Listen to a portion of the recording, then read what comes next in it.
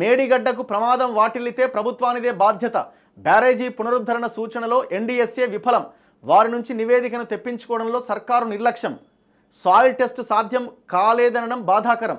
మంత్రి ఉత్తమ్ వ్యాఖ్యల అవగాహన రాహిత్యం. హరీష్ రావు, నీకు ఇంత అవగాహన ఉండి నువ్వు నీటిపారుదల శాఖ మంత్రిగా ఉండి నువ్వు కాపాడుకోవాలని ఒక ప్రయత్నం, నీ మామను కాపాడుకోవాలని ఒక ప్రయత్నం, అందరి వాడు మెగా కృష్ణారెడ్డి కాపాడాలని ఒక ప్రయత్నం, అందరికీ దోషపెట్టేటోడు అందరివాడు. అంతే తప్ప నువ్వు మాట్లాడిన దాంట్లో ఏమన్నా అర్థం ఉందా హరీష్ రావు? నీ గుండె మీద చేసుకొని చెప్పు. మేడిగడ్డ కట్టింది ఎవరండి? కట్టంగానే పక్కు అని పలిగింది ఎవరి హయాంలో? నీ హయాంలో. నువ్వే దానికి బాధ్యుడివి. నువ్వే నీటిపారుదల శాఖ మంత్రివి. నీకే వచ్చినాయి కమిషన్లు, నీకు, నీ మామకు, నీ కాంట్రాక్టర్ మెగా కృష్ణారెడ్డికి.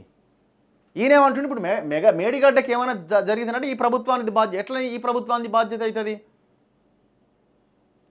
2019లోనే ప్రాజెక్టు కట్టిన 6 నెలల్లోపు అక్కడ ఉన్నటువంటి యాప్రాన్లు కానీ సిమెంట్ అవన్నీ కూడా కొట్టకపోతే 6 నెలల్లోనే జరిగింది ఇది.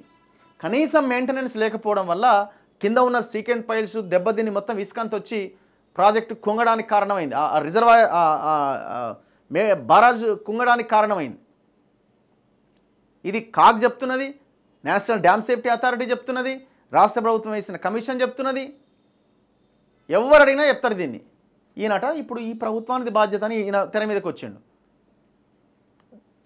ఎందుకు మాట్లాడతారు ఈ మాటలు?